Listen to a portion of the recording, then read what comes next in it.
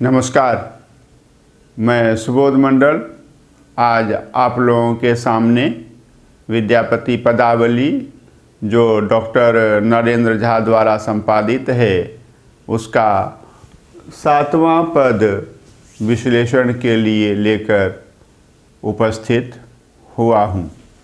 7वां पद जो है वह इस प्रकार है।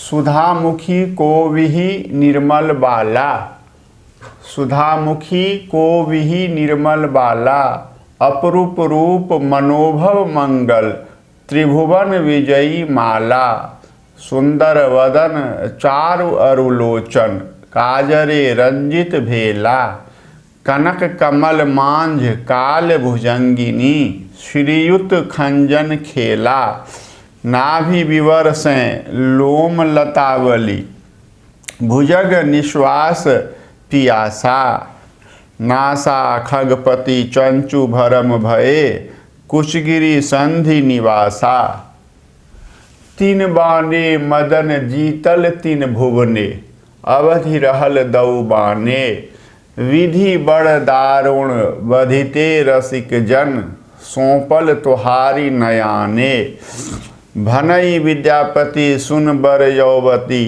इहि रस को पय जान, राजा शिव सिंह रूप नारायण, लखिमा देवी परमान। पद का अर्थ समझने के पहले कुछ शब्दों के अर्थ जान लें। सुधा अमृत को कहते हैं और सुधामुखी अमृत के समान मुख वाली, और को मतलब कौन, किसने, कह से ही बना है, और विहि मतलब विधि, विधाता, ब्रह्मा, निर्मल, रचा, निर्माण किया, बनाया, और बाला जो है वह किशोरी नायिका है। अपरूप रूप अतीब सुंदरी, मनोभव कामदेव मंगल, कामदेव का भी मंगल करने वाली, सहायता करने वाली, कल्याण करने वाली, त्रिभुवन विजयी, तीनों भुवनों को जीतने वाली और विजय की माला पहनने वाली, सुंदर वदन, मुख सुंदर है, और चारु अरुलोचन, और उस सुंदर मुख में और भी सुंदर आँखें हैं, चंचल आँखें, काजरे रंजित भेला,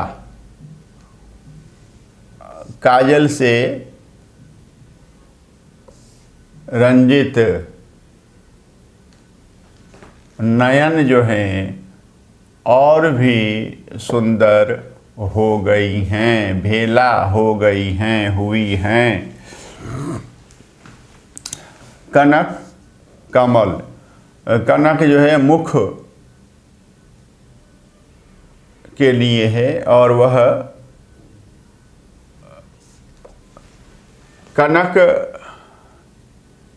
रूपी कमल, मांझ मतलब मध्य, बीच में काल भुजंगिनी, काली सर्पिणी, काल भुजंगिनी, काली सर्पिणी या काल सर्पिणी, श्रीयुत शोभायुक्त, सौंदर्य युक्त, खंजन खेला, खंजन पक्षी,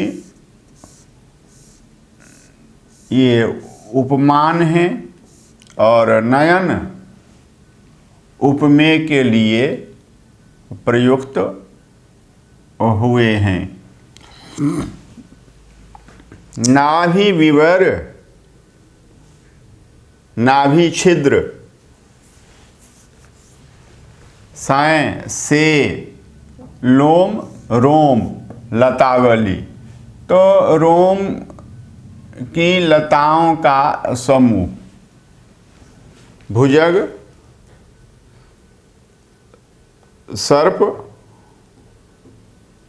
निश्वास पियासा, निश्वास वायु, पियासा वायु का प्यासा, भुजग सांप, वायु पान करने के लिए, वायु पीने के लिए या सांस लेने के लिए, नासा खगपति चंचू, तो नाक जो है नायिका की नासा, और खगपति गरुड़ को कहते हैं। तो गरुड़ की जो चंचू है, चोंच है, तो नायिका की नाक जो है वैसी ही है, गरुड़ की चोंच के समान खूबसूरत है, सुंदर है।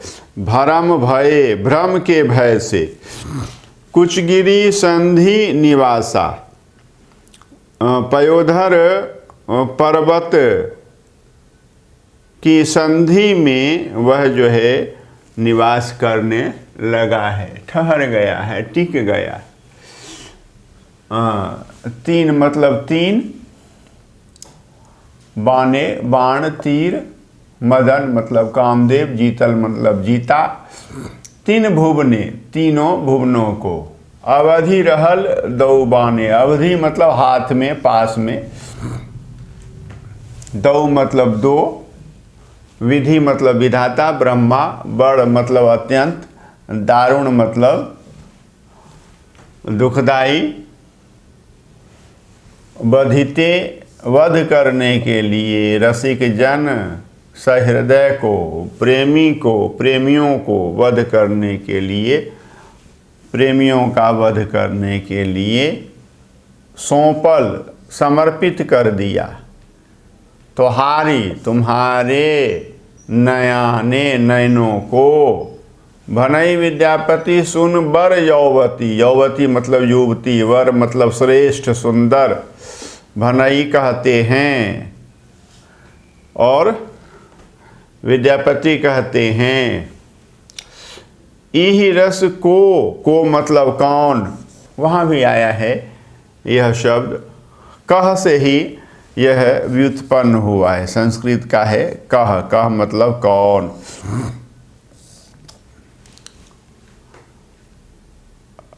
पुंगलिंग है और प्रथमा विभक्ति का एक वचन का रूप है यह कह, और यहाँ व्यंजन होने से यह को में बदल गया। इहि रस, इस रस, इह मतलब इस रस को पय जान, इस रस को कौन पिएगा, या इस रस को अमृत जानो, इस रस को पय जान, अमृत जान, या इस रस को कौन प्राप्त करेगा, जानती हो। राजा शिव सिंह रूप नारायण लक्ष्मा देवी परमान, परमान मतलब प्रमाण।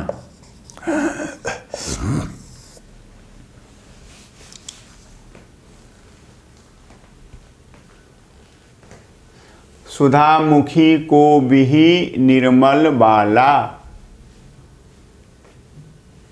अमृत के समान मुख वाली इस बाला को, किशोरी को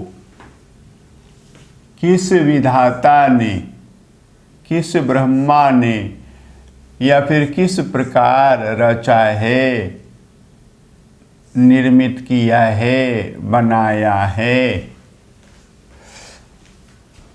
अपरूप रूप, यह तो अतीव सुंदरी है, और अतीव सुंदरी होने के कारण यह जो है कामदेव के लिए शुभ है, कामदेव के लिए मंगलकारिणी है, कामदेव की सहायिका हो गई।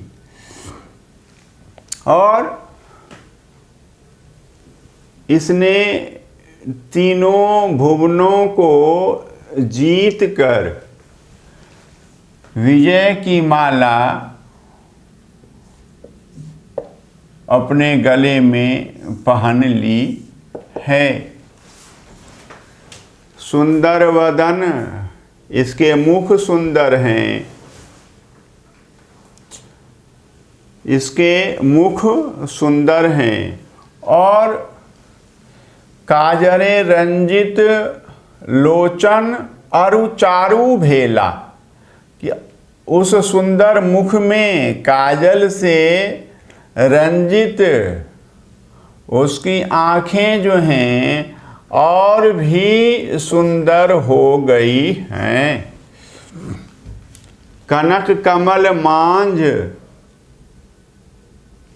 सोने के कमल रूपी मुख के मध्य, कनक कमल, कनक के समान जो कमल है, स्वर्ण के समान जो कमल है, वैसे मुख वाली, मुख कमल के स्वर्ण के समान, सोने के समान, सोने रूपी कमल के मुख के मध्य जो है शोभायुक्त खंजन खेला। उसकी आँखें जो हैं शोभायुक्त खंजन की तरह खेल रही हैं और काजल रंजित उसकी आँखें जो और भी सुंदर हो गई हैं, काल भुजंगिनी हो गई हैं, काल भुजंगिनी के समान प्रतीत हो रही हैं। काल भुजंगिनी, काल सर्पिणी, काली सर्पिणी लग रही है। यह देखना है कि काजल से रंजित और उसकी आँखें जो हैं और भी सुंदर हो गई हैं और सोने के कमल रूपी मुख के मध्य जो है ये काजल रंजित उसकी सुंदर आँखें जो हैं, तो काजल की रेखा जो है वह काल भुजंगिनी प्रतीत होती है। और काजल की रेखा जो है वह काल भुजंगिनी प्रतीत होती है और श्रीयुक्त खंजन खेला और शोभायुक्त दो आँखें उस काल भुजंगिनी से खेल रही हैं। नाभि विवर से लोम लतावली, नाभि के विवर से, नाभि छिद्र से रोमों की लताओं का जो समूह है, रोम रूपी लताओं का जो समूह है, वह लगता है कि सांप जो है, सर्प जो है, वह जो है सांस लेने के लिए, वायु का पान करने के लिए निकल रहा है।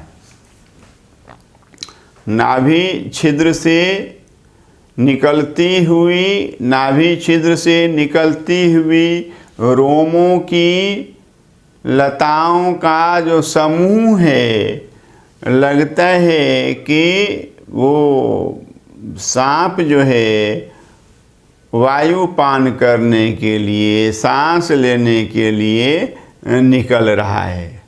नासा खगपति चंचु भरम भय, और नाक जो है वह जो है गरुड़ की चोंच के समान है।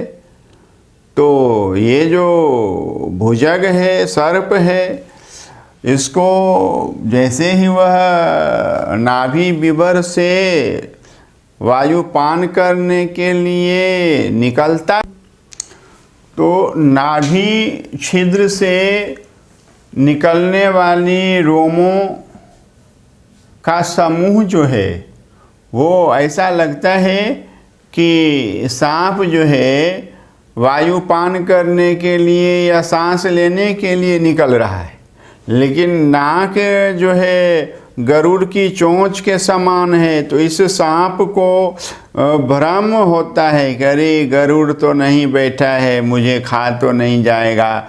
तो उसका भ्रम जो होता है, उस भ्रम के भय से वह क्या करता है कि कुछ गिरि संधि निवासा, पयोधर वगैरह के अर्थ मैंने बताए हैं, कुछ भी वही है, गिरि पर्वत को कहते हैं। तो कुचों की, उरोजों की जो संधि है, मध्य भाग है, वहाँ जो है सांप लुक कर छिप कर ठहर जाता है। तीन बाने मदन जीतल तीन भुवने। मदन जो है पंचशर कहे जाते हैं, पंचबाण कहे जाते हैं, उनके पास 5 बाण हैं। तो मदन ने, कामदेव ने क्या किया है, 3 बाने मदन जीतल 3 भुवने। 3 बाणों से कामदेव ने क्या किया है कि तीनों भुवनों को जीत लिया है, तीनों लोकों को जीत लिया है।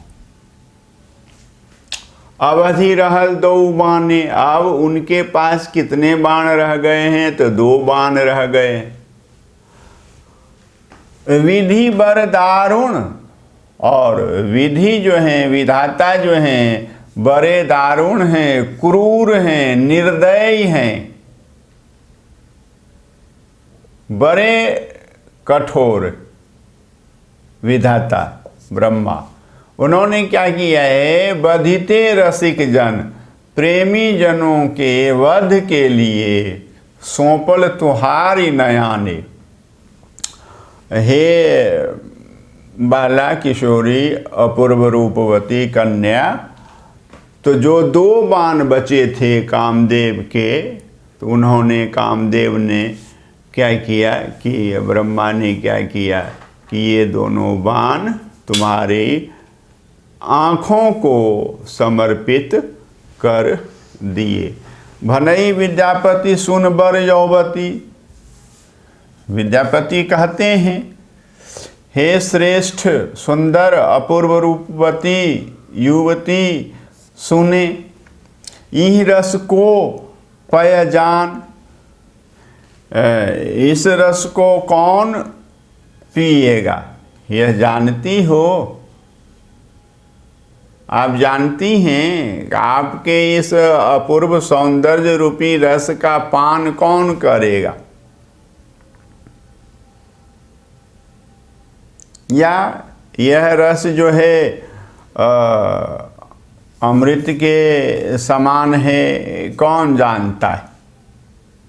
राजा शिव सिंह रूप नारायण लक्ष्मा देवी प्रमाण। तो फिर कहते हैं विद्यापति कि राजा शिव सिंह जो हैं, मिथिला नरेश हैं, जिनकी उपाधि रूप नारायण है, और लक्ष्मा देवी जिनकी धर्म पत्नी हैं, वे ही प्रमाण हैं। प्रमाण हैं, और बता रहा हूँ, बताया है मैंने कि शिव सिंह कृष्ण के रूप माने गए हैं, लक्ष्मा देवी पार्वती राधा के रूप में मानी गई हैं। तो यही दोनों जो हैं प्रमाण हैं कि इस रस का, अमृत रूपी रस का पान करेंगे। राजा शिव सिंह ही कृष्ण के रूप में लक्ष्मा देवी राधा के इस अमृतोपम रस का पान करेंगे। यही सीधा और यथार्थ, सरल और यथार्थ अर्थ है इस 7वें पद का। तो यह हमने देखा है। बहुत बहुत धन्यवाद।